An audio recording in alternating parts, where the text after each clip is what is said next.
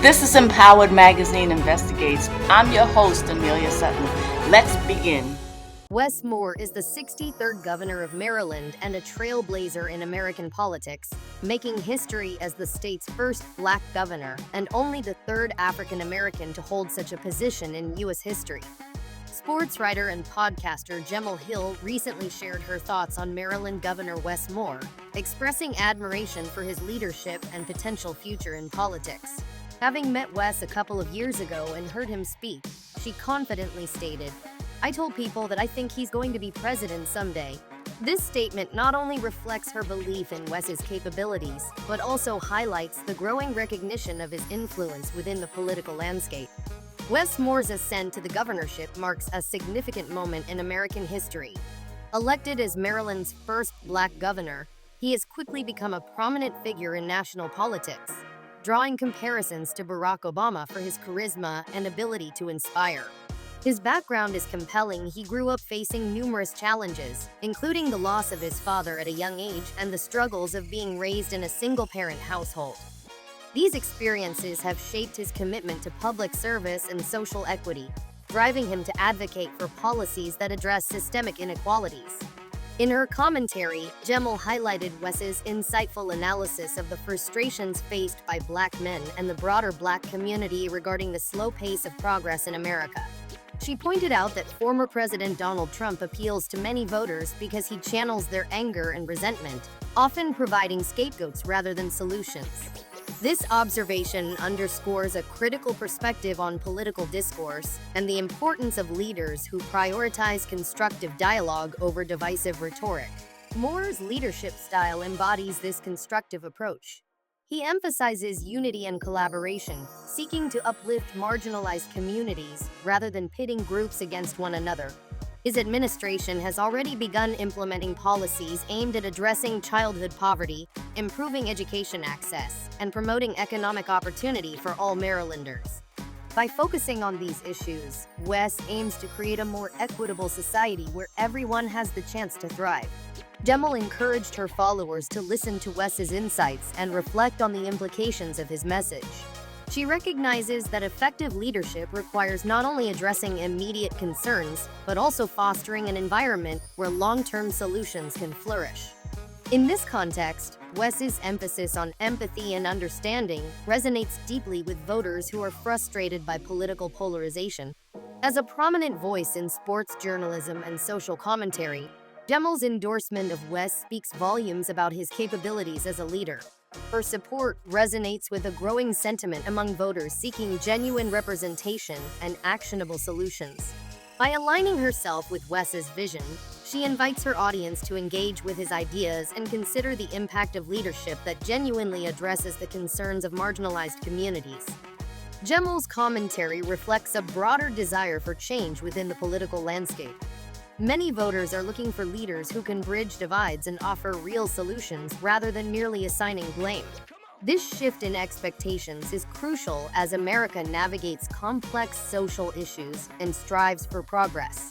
𝗖𝗆𝗆𝗆's endorsement of Wes is not just an acknowledgement of his potential, it is a call to action for voters to engage with leaders who prioritize inclusivity and constructive dialogue.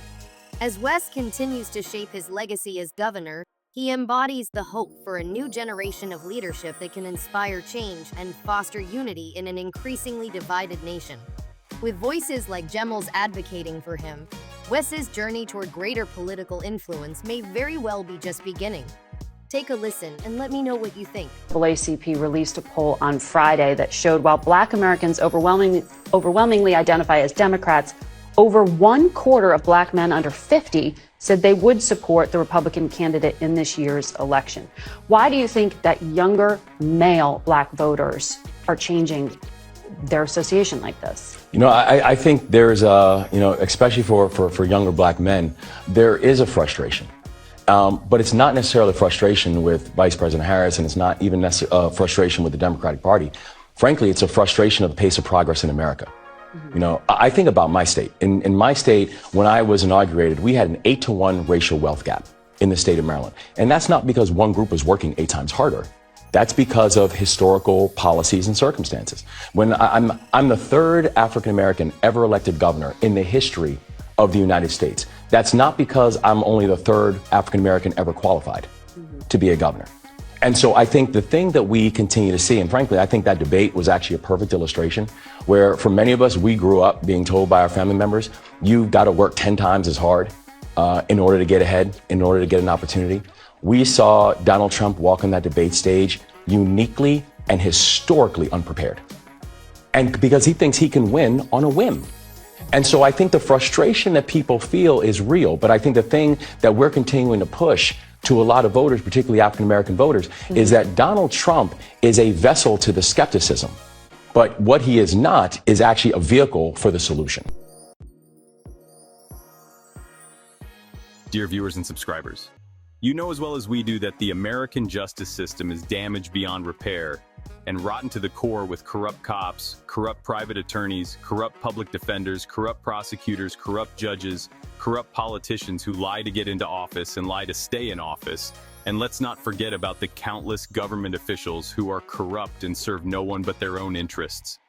All of these groups of officials have one thing in common, which is that they fail to serve and protect the very people they are supposed to serve and protect, because the entire system is corrupt from the top. That begins with the Department of Justice.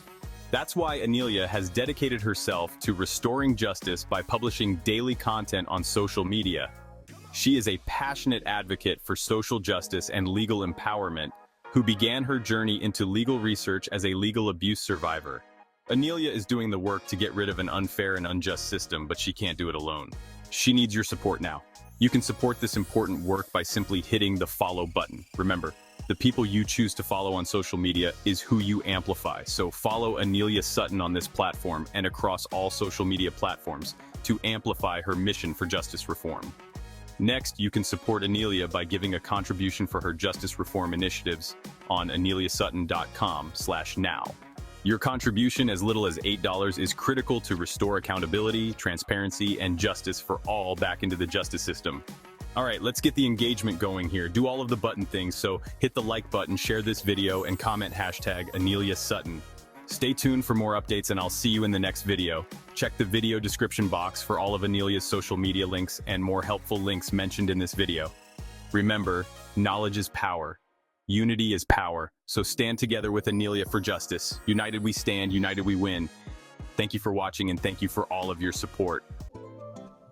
I believe that legal education and personal finance are two sides of the same coin, because corrupt officials target people who don't know their rights and are struggling financially.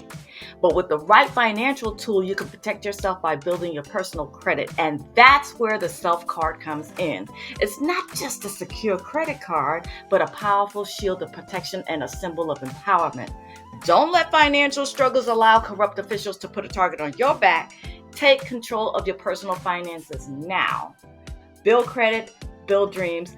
Get the Self card today on aneliasutton.com/self. You can also find the link in the video description box. This video is sponsored by Mission Possible University, a school I founded with courses dedicated to equal access to justice and closing the wealth gap. Join more than 4,000 students and over 20,000 alumni in the pursuit of brave ideas on missionpossibleuniversity.com. Please remember to hit the like, share, subscribe, and the bell notification.